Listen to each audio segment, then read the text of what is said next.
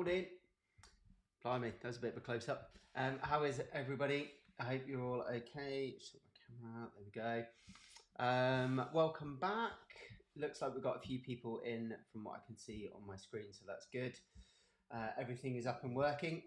If you want to drop us a message throughout any part of today's presentation, I was going to say show, not really a show, is it? Then feel free to do that as we go through. So we started. Bonjour, ça va bien? Stevie, good to see you there. Sorry, disappeared your message quite quickly there. Good to see you here, mate. Yeah, I was looking back at last week and where we got to, and we got to slide 4. So passive structures of the knee obviously got me talking about something or other. So I think we got up to looking at the MCL and the LCL. So we'll add on some of the other ligaments. We'll quickly recap those and then some of the other ligaments straight away. Before we do that though, let's just, I wonder if that's any good. That's not too bad. Let me just make that a little bit bigger. There we go. So this might be of use to some of you. There's quite a few of these. This is called a visa. So it's the Victorian Institute of Sport. I can't remember what I think it's assessment. I think Victoria Institute of Sport assessment. And there's visa P, which is this one. And it's the Victorian Institute of Sport assessment for patella. Basically patella tendinopathy. So if good morning, Tris. Good morning. So if anybody comes in with what you suspect to be a patella tendon problem, then you can fill in this visa P. If you search for visa P, then it should come up, and it goes through a load of subjective questions and objectifies them. So it gives them a score. And you can then do your treatment, your exercise plan, and then redo that assessment after. Just pop that there. I think it's a couple of pages long. After a couple, yeah, there we go, 2 pages. So yeah, after a few weeks, and just see how they're getting on, because quite often changes in pain don't occur with some people. For various reasons, and sometimes we just don't know why. And it can be very frustrating because it's one of the things that they come to you for. They usually come to you for pain relief, and yeah, if that pain relief isn't happening, then they think there's no progress. But if you can complete one of these forms, there's a visa A for Achilles, a visa H for the hamstring as well, so hamstring tendinopathies. And this is a way of measuring the effects that you're having on their functionality. So we know that function can improve, but pain may remain similar for a long period of time sometimes. But they're just able to do more. So need to change the focus away from pain relief and into more increasing daily activities, daily function. Which may or may not be what that person wants, and but maybe also the thing that actually really helps them, because they kind of view things in a different way. So that was just on my screen now, and I thought, oh, that's good timing, seeing as we're doing the knee. So that's that's the visa P. Good morning, Martin. Good to see you there. Right, let's get going. So this is where we ended up last week. Just get rid of that. So we were looking at the 2 ligaments on the side of the knee, looking at the bony landmarks again, so the epicondyles of the femur. This is the femoral head, so this is a lateral view. This has to be the LCL, and if you remember from the videos from last time, the LCL did not touch the meniscus and it didn't touch the joint capsule. It is an entirely separate entity, so it's on the outside of the capsule, whereas on the medial aspect, it kind of merges into everything. So it merges into the meniscus, merges into the capsule, forms part of the capsule. So that medial side, MCL, can cause a lot more problems. So this one here. So you've got medial epicondyle and then onto that kind of medial tibial condyle around that area there. But it merges into everything. It's got a couple of different strands of it as well. So you've got some that come going in some fibres that go in an oblique direction that merge into the meniscus. And when we were having a look at the videos, you could see how it merges into the joint capsule. We'll have a look at that again as well. So that's where we were last week. And now we're going to have a look at the crucifix ligaments. So cruciate comes from crucifix, which means a cross. And you will see why as we go through. Good morning, Penny. Good to see you here this morning as well. So yeah, most people have heard of the cruciate ligaments. They, if most people probably know someone who has injured them, heard of footballers that have injured them, or various different sports people. It's usually activities that involve a lot of twisting, turning, where you get these types of knee injuries, and especially as we mentioned last week, where you have to wear studs. So because then your foot is fixed in the ground and your body wants to turn, or if someone stands on your foot, something like that, so your foot can't move, and so your foot is stood on, you then try to change direction and you can't because your foot's still, and then it just twists your knee. So you usually have, you often have 3 injuries together with a twisting and valgus force through the knee. And we talked about that last week as well. So where the knee comes inwards, so like a knocked knee position, that is a valgus position.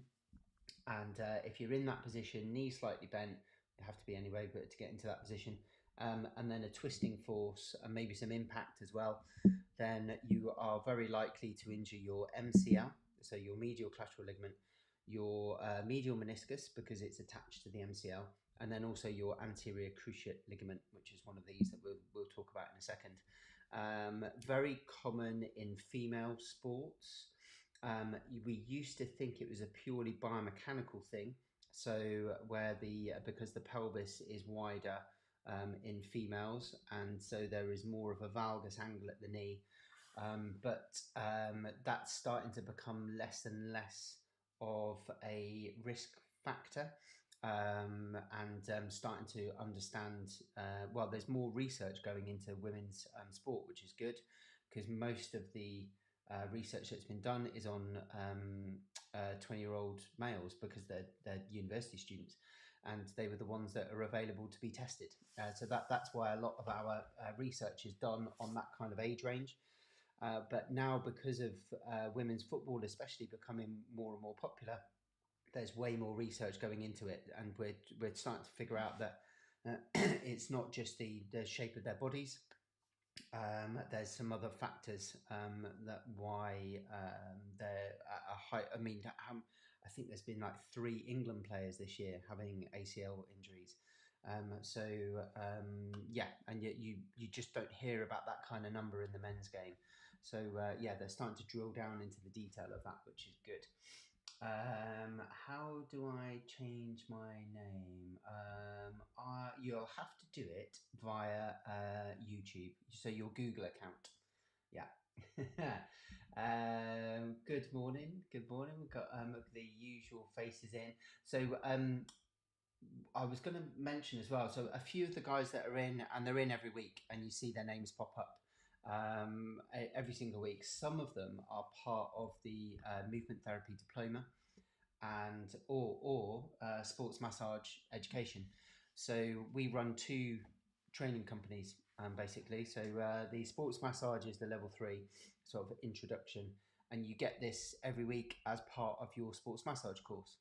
So if this is something you wish you had for your sports massage course, and you know someone who's interested in doing sports massage, then let them know, because yeah, this is standard education for the guys that are on our courses, and the movement therapy diploma as well. So if you're looking at going kind of level 5 and higher, then this is what you get every week. Okay, it's part of the course. Cool, no problem. You haven't missed much. We are just getting going on the cruise ships, so don't worry. Cool. Right, let's get going. So this is quite nice. A nice little way of remembering what goes from where to where. So if you're doing it in an exam, and you're thinking, oh, I can't remember where the blooming cruciate ligaments attach from and to, then this is a little way. So to remember, so we've got lamp basically. So lamp opposite. So the lateral femur ACL goes onto the medial tibia. Okay, so it's the lateral ACL goes onto the opposite part of the tibia. I don't know whether that helps or not. Okay, so lateral femur, so the outside of the femur, goes to the medial tibia. Yeah, and then the medial femur is the PCL, so that's the MP part of lamp, and that goes onto the lateral tibia. Okay, so maybe that will help you. I don't know. So yeah, lateral part of the femur. That's where the ACL attaches, and then it attaches onto the opposite part of the medial. So the medial part of the tibia, and the medial femur is where the PCL attaches, and then that goes opposite onto the lateral part of the tibia. Okay, so hopefully that will help you. Never know. This is something this is a really cool image from Primal Pictures. This is back in the day. This is so years ago when I used to learn anatomy on like a CD-ROM and books, obviously. But yeah, Primal Pictures were the thing that you had a CD-ROM just full of these images. This is a really, really cool image. So you can see the ACL here, and it's attaching onto the lateral femur, and then it comes onto the opposite medial part of the tibia. Okay, so hopefully, yeah, maybe it works. So ACL is just here, okay, and you can see the kind of structure of the ligament. It's quite like, it looks kind of gelatinous a bit. It's very fibrous, really, really tough. But the way that it's orientated and the fibers are orientated are in quite a linear direction. Okay, so they're coming across this way here. Yeah, so this means if it's like if you had a jam jar lid that was just all in one direction, keeping that lid on, any twist would just easily open the jam jar, because all the fibers are going in one direction, but there's nothing stopping it from going in a rotational direction, and that's pretty similar to this. Yeah, so that's why we get it's the rotational forces through the knee that usually causes injuries to the ACL, PCL, because of the orientation of their fibers. Okay, so with the history, so when you're listening to someone's history about what's happened to their knee, sometimes they have no idea. I had a guy once who did the unhappy triad, so ACL, MCL, and medial meniscus, and he just couldn't remember what happened. He was playing rugby and his knee just got caught up in a melee, and then he just fell and then just felt excruciating pain. So it wasn't an obvious thing. Yeah, it's not like it was a non-contact thing. It was obviously in rugby, it usually is a contact issue. But if you can get that history and see if they have rotated through the knee, then this kind of injury should be high on your priority list. Okay, so and there are various different tests and stuff that you can do. The problem is when you injure the ACL or the PCL or anything else really within the capsule, it swells like crazy, and you'll have like an elephant knee for at least a week. So, and that's what the body is supposed to do. It's supposed to protect the knee, and so if there's an injury there, you'll get immediate swelling that will stop you from using it. Yeah, that's the entire job. The problem is then you can't have imaging on it because the swelling will ruin the image. So you have to wait for the swelling to go down to then do an MRI and then see if there has been any injury. So yeah, so sometimes it takes a bit of time to get the information that you need. Yeah, so that's the direction of the ACL, and then you can see the PCL there poking behind it and coming in the opposite direction. So that comes from the back of the tibia and then up onto the medial inside of the femoral condyle. So I was going to say something then. Oh yes, that was it. So I'm part of this group on Facebook, which is a really cool group. It started by this guy. He's a researcher in Australia called Kieran Richardson, and if you search his name up, it's on Facebook, and I think it's called the ACL Recovery Without Surgery group, and there's some really cool stuff happening now, which when I first started doing this stuff that was unheard of. So you can have an ACL complete rupture, yeah, and you can rescan it like 8-9 months later, and it will have regrown and reattached on its own. Yeah. So people are having they're just doing like serious rehab, which is really good, and then their ACLs are just reattaching, and they'll attach to anything. So they'll attach to the old bit of ACL that's still there, or they'll attach to the PCL, or another bit of the knee that is kind of hanging around. So it will just kind of knit back together and form a solid bond with something else in the knee. So surgery is not always the best option because the body sorts itself out. And there's loads of people who's like, well, do you know, shall I have surgery now or shall I wait and see if it reattaches? And there's an option now, whereas before there wasn't really. We didn't really know about it. But there's loads of papers now to show the reattachment of the ACL, which is really really cool. Just amazing what the human body can do. This lovely image here. This is the PCL, so posterior cruciate ligament, and so you can see there's the fibula head. So this is the lateral femoral condyle, and if you remember the M and P, so the medial femur, and then onto the lateral tibia. So that's where the posterior cruciate ligament will go, the PCL. And again, we've got kind of like tight bound attachments into the meniscus around this area. So again, you'll usually have meniscal injuries with ACL, PCL. Can we assume that may happen with all ligaments? I haven't seen it with any others. So like ankle ligaments, for example, possibly syndesmosis, but I haven't seen anything. I haven't read anything. But yeah, things like ATFL, usually once they're gone, they're gone. And I think it's because it's quite a mobile area in the ankle. So maybe it's just in areas where there's like a synovial capsule, so it's full of fluid and it doesn't move that much. I don't know. I'm just surmising, kind of off the top of my head. Be worth having a look at, definitely. Are there exercise yet? Yeah, any exercise basically, Penny. Yeah. So anything that strengthens the knee. So yeah, the theory. Well, we'll talk about that in a sec, actually, because there are some theories about if you do certain type of exercises, it helps prevent certain types of movements, but it's not that specific. Yeah, basically just strengthen the hell out of your knee. Is that the case with the long head biceps tendon if ruptured completely? Don't know, to be honest. I don't know that one. The only things I've read about that is getting them reattached quick. You can survive without long head biceps because you've got another couple of hamstrings, but yeah, I don't know with that one. It's only the ACL that I've had to look at.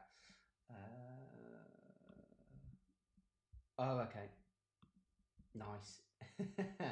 Yeah. See, I think this is what I mean. It's kind of like the tension of it, because obviously the hamstring is has got contractile tissue as well. So the what will happen is it will just bunch up and then it'll be nowhere near the insertion point. You can do it with an Achilles. So the Achilles tendon, But what you do with an Achilles, when that ruptures, you put it in a boot and put them into plantar flexion so that you bring the calcaneus higher up. But they only do it with a certain amount of a gap. I can't remember exactly off the top of my head how much it is, but if the gap's too big, then they'll surgically reattach it because they know that the likelihood of it coming back together is limited. But if it's a small gap, they'll put you in plantar flexion. They'll re-image it to see whether it's attaching, and then if it is, they'll gradually bring your foot back to normal over the series of like 6-9 months. Okay, so there are evidence around some self-repair of tendons, but I think it's largely to do with the where they are in the body and what role they have, whether it's going to be successful or not. Okay, 10 mil, cool. Okay. Yeah, I've no idea. So off the top of my head, I don't know. I'd have to have a look.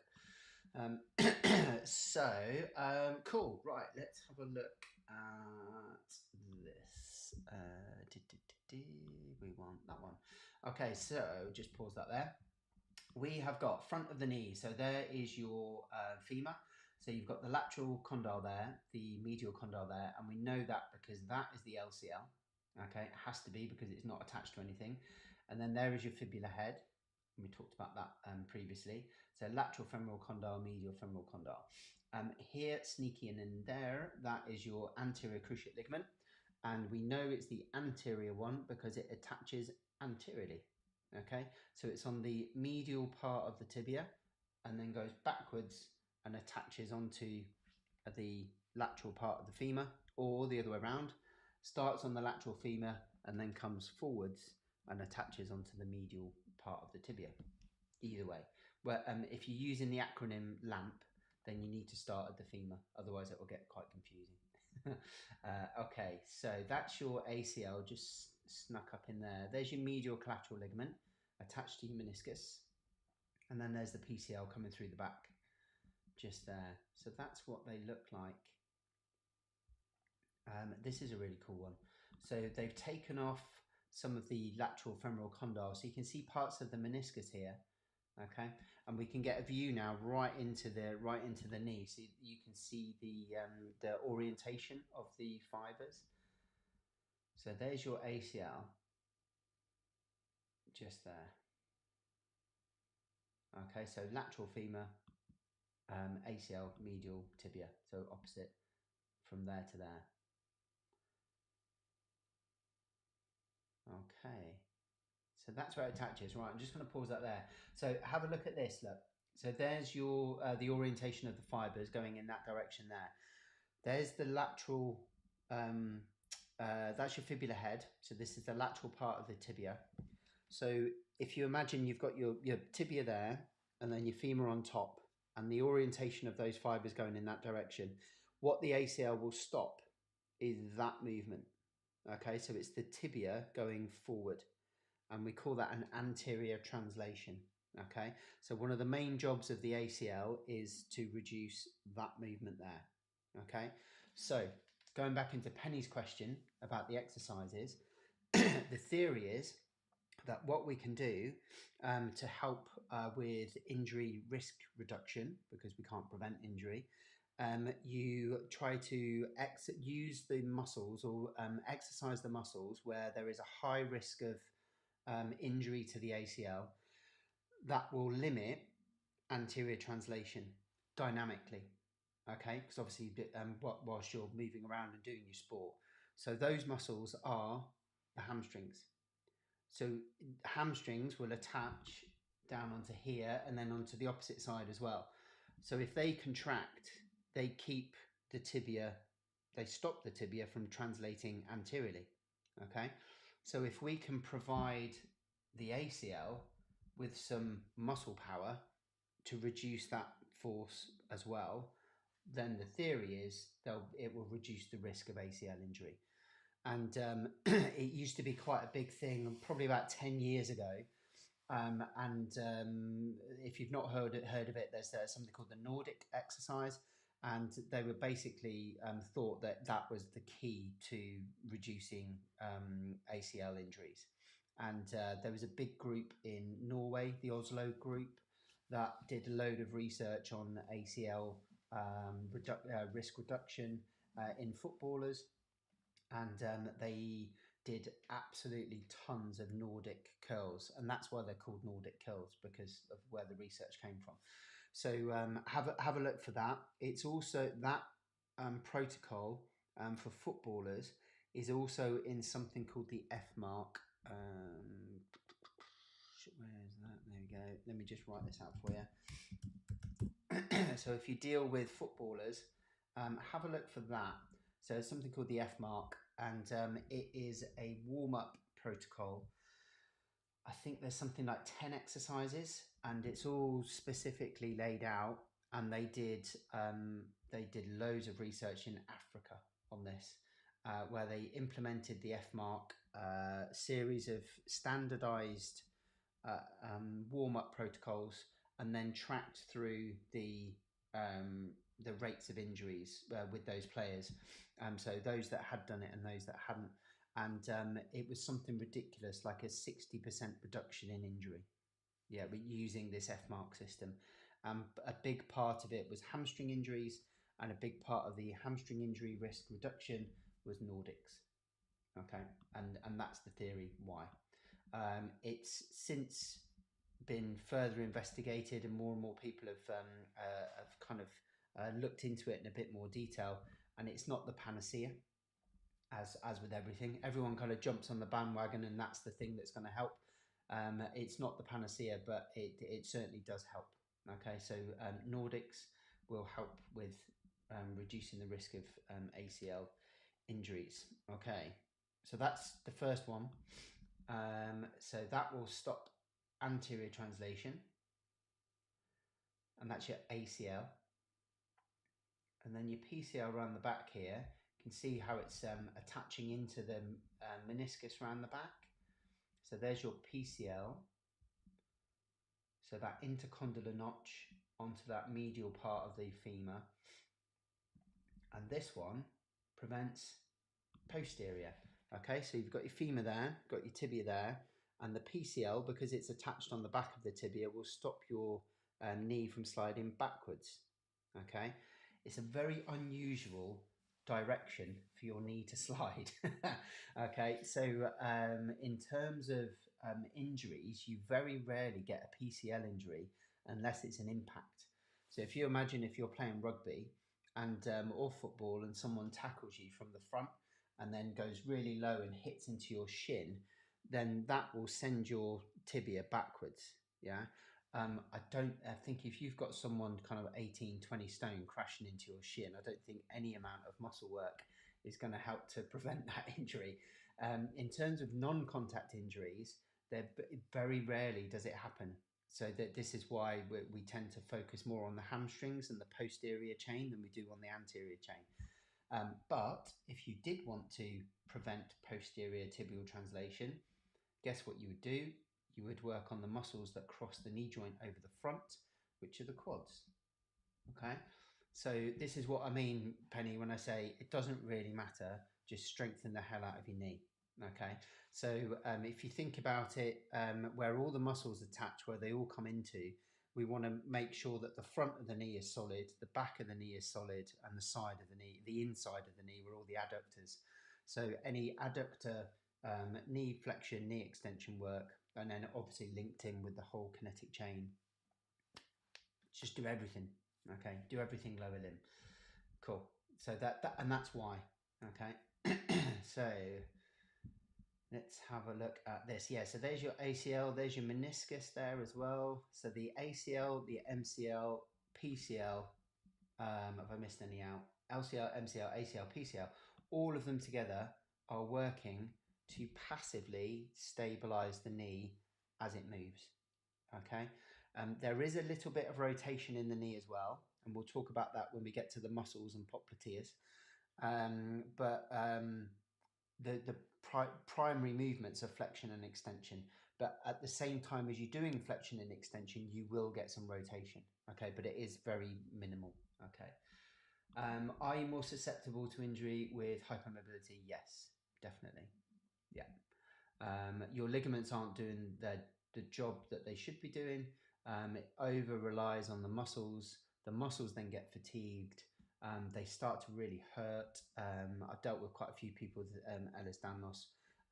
They're in this cycle of dislocation, muscles being really sore because the muscles are really overworking because the ligaments aren't doing their job. Okay, so yes, you're definitely more susceptible with hypermobility. Cool. Okay. I read some recent stuff about because I had all the thing, especially with the female footballers, looking at the menstrual cycle and whether the menstrual cycle had an effect on ligament laxity, and there seemed to be a correlation. But now they've looked into it further, they don't think it's as big a correlation as they once thought. So again, things are evolving. Yeah. Whereas years ago we would have said, yeah, track the menstrual cycle. Obviously, still tracking it now, but not with the kind of views that we had. Okay, so it's useful information. Knee is floating like the scapula. Yeah, pretty much. Yeah. This is why you need I heard someone say that the musculature around the knee, if you think about the ligaments as like a rickety old building, basically. So the joints and the ligaments, like a rickety old building, it's been put up with bamboo, and then the muscles, they're scaffolding. Yeah, so the muscles have to be really reactive, able to dynamically control the knee, be able to do all the kind of things that you want to do in life, to take some of the load away from these passive structures. Because if the muscles start to get weaker, then the passive structures then are relied on more, and then that's when you can be more susceptible to injury. Yeah. Held together with sticky tape. Yeah. Yeah, exactly. So you need really strong knees. As soon as you stop using your muscles, then you'll start getting knee problems. And the thing with knee pain as well, which is really interesting, the amount of degeneration in the knee, so osteoarthritic changes, is not a correlation for knee pain, but lack of strength is. Okay, so that's really interesting. So you can have someone with a really degenerative knee, but has been to the gym for years and built up really strong muscles, has no knee pain.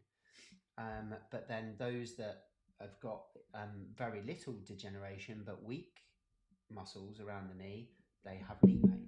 So the correlation is higher with those that are weaker than those that are stronger, which is very interesting. Okay, a good advocate for doing strength training. Cool. So that's your ACL and your PCL. Okay, and we've had a look at them already because they were just on the last video. What time is it? Yeah, so we'll do the meniscus next. There's a fair bit of information on this one, and it's quite important, especially if you deal with patients that injure these. I think that the muscle reaction times are not quick enough to prevent injury by much, so good ligaments still needed for sudden forces. Yep, but then that's when you're going to get injured. Yeah. If they and good muscle reaction times come from having good strong muscles.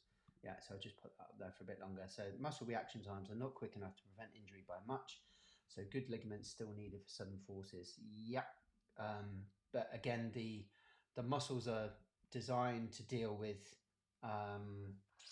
dynamic loads, whereas the ligaments aren't. So it is obviously a combination of the two, but you wouldn't want to rely on your ligaments. Yeah, the way to get your reaction times better with the muscles is to make sure that they're you train it.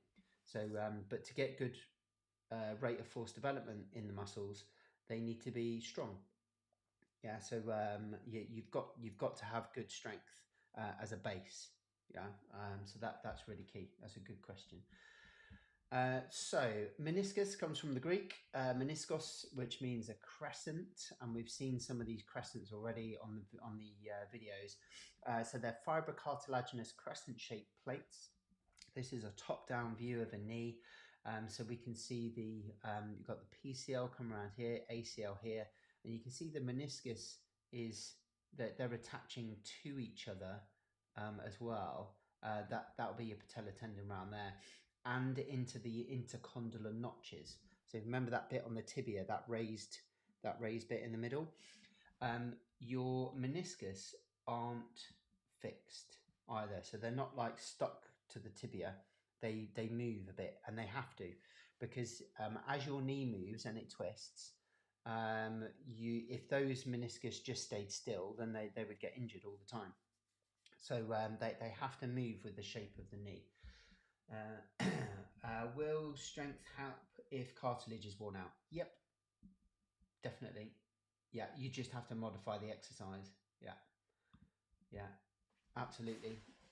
But can help with everything, basically. Yeah, it's so important to maintain knee strength. I think one of the biggest things is pain. So and then people stop doing stuff because of the pain. So you just have to find a way. This is why I say there's no like one exercise. You've got to just find the exercise that's right for that individual, and just make sure they do it, even if it's not in the direction that you want to go, because you'll get co-contraction of muscles with all sorts of different movements. So even though you're not doing a traditional hamstring exercise, by doing something for the quads or for the adductors, you will work the hamstrings as well. Yeah, there's some really cool stuff called the crossover effect. I think I've mentioned this before, where you train the other leg and you maintain the strength of the injured side without even doing anything, because of the neurological pathways. So there's so much that you can do for people, even if it's just training the good side. Yes, we've got they're restrained by transverse and coronary ligaments. So we've got ligaments that keep the meniscus intact with the tibia. It's got a thick convex peripheral border that attaches to the joint capsule. So the outer part of the meniscus is really thick, and then it comes into a point, and you'll see that in a second on some of the images. The undersurface of the meniscus is flat, and that glides across the tibia. There are thinner central margins, so this area here is a lot thinner. And the compression of the menisci squeezes water into the joint space. And I remember this from ages ago, Stevie, the imbibition. So basically it acts like a sponge. So if you put squeeze a sponge, put it into a bucket of water and then let it go, then the sponge will then start to fill with water, and that's imbibition. That is exactly what will happen here. So if you move and compress the meniscus and move them around, and this is another benefit of just doing movements in general, you will increase the synovial fluid production in the knee joint, allowing smoother gliding of the joint surfaces. Okay, and a bit of cushioning as well. Okay.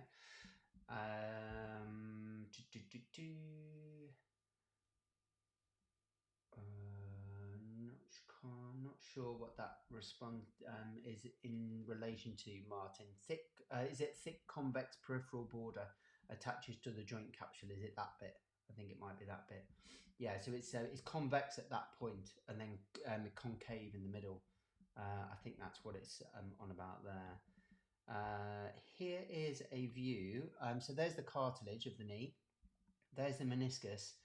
It looks like a Trivial Pursuit wedge in this kind of view, and you can see that on ultrasound quite nicely on the inside of the knee. So you can see the medial meniscus. In fact, this is probably it actually. And then you've got medial collateral ligament just there. Yeah, it must be, because you've got the attachment on the meniscus. So that will be your medial meniscus. That will be the joint line, and then the cartilage, the articular cartilage there and there. Okay. So the normal meniscus is 3 to 5 millimeters in height, divided into an anterior horn, obviously at the front, the body in the middle, and then a posterior horn at the back. And you may have heard of that in convex. So the convex is where something it starts thin and then comes out, and then concave is where it starts fat and then goes in. Okay, so I always remember it like caving in. Okay, so if something's concave, then it kind of goes from big to small. Okay, I hope that makes sense.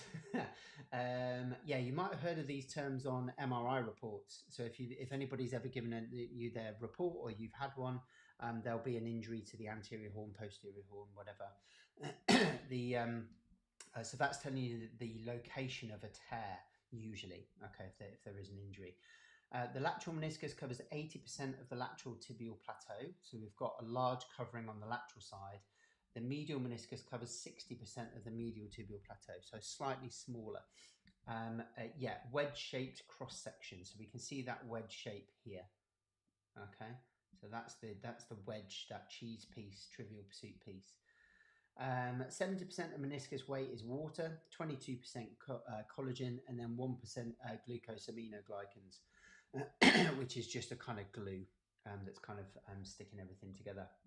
So that most of your meniscus is made up of water. It is highly innervated on the outside. Okay, so can you see all those little flecks there? So only periphery and the horns are vascular. So they're the only bits times it. We'll just do this bit and then we'll call it a day. This is a really interesting part about the knee.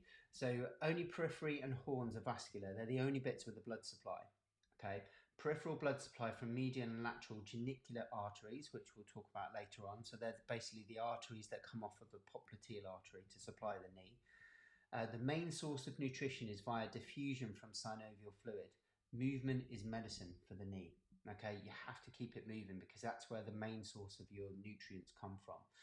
The nerve supply is more extensive in the horns than the body. So remember the anterior and posterior horn? That's where you've got a lot of nerve supply. So if you have a tiny little injury to the anterior or posterior horn, then you are more likely to have symptoms, okay, nociception in that area. Mechanoreceptors are found in the horns as well. So they provide proprioceptive feedback to the central nervous system to let your body know where your knee is, okay? So those horns have got a lot of roles to play, yeah? So a kind of stabilizing role. So if you imagine the feedback that the body gets from those particular areas means that then the muscles will react in a different way to move the knee, because if it thinks the knee is in one position and then as it steps away, oh, I'm not happy about that, so it will quickly relay the messages going, right, I'm here, you need to activate your adductor magnus, and then it moves. Okay, obviously happening instantly. So all of that is going on in the horns of the meniscus as well. Free nerve endings except the inner third of the meniscal body. Okay, so the inside part, you can have a tear on the inside of the meniscus and you don't even know. Okay, when you do know though, is when it's a significant enough tear that it creates a flap and then you get a lock. And this is quite common. So you can have no pain. You kind of went, oh, my knee, it like twisted, landed, and you're like, oh, that felt a bit funny, and then it's okay, and then in some certain movements the flap flicks over, and then when you try and extend the knee it won't go because it's locked, and you won't feel anything because there's no nerve endings there. You'll just feel the locking. So every now and then it will just be like, oh, it doesn't want to go, and then you kind of wiggle your knee around a bit and then it will go, and it's just getting that flap back over again so then you can move. That is when potentially having that bit trimmed is probably a good idea. The meniscus contributes significantly to joint lubrication, which we talked about before. Okay. So if you injure the meniscus, you injure your popliteus or vice versa. Potentially. Potentially. It's quite unlikely. Just because of the close, if you were going to injure your popliteus, it would be like a devastating injury. It'll be where there'll be like a massive rotation of the knee, but just because of the closeness of the muscle to the back of the knee. So, but there would be a potential for it. Yeah. It's okay. So let's have a look. I'll save that for next time. Let's have a look at the video of the meniscus and then we'll finish there. Here we go. So this is what I've been blabbering on about. So these are your meniscus. So lateral, which was 80%, fairly stable. So this is more like an O, this is more like a C, or a backward C. And then this is the this is the kind of shape of it. So look, there's the wedge shape. Okay, so thicker on the outside, thinner in the middle, just like this. Yeah, and you can see the orientation of the fibers are kind of crisscrossed, circular, and then all in different directions as well. It's got a random collagen fibrillar network at the surface, but they're quite circular in their pattern, like annular in their pattern. Do tears repair themselves? They can do, yeah. So you can leave it alone. It all depends on your age usually and what kind of things you do. Sometimes you're better off just leaving it alone. So they attach to the interarticular notch in the middle. And then, yeah, we've got some closer attachments here. So it is more like an O. And then this one's a little bit wider. So there's a bit more of a gap in there.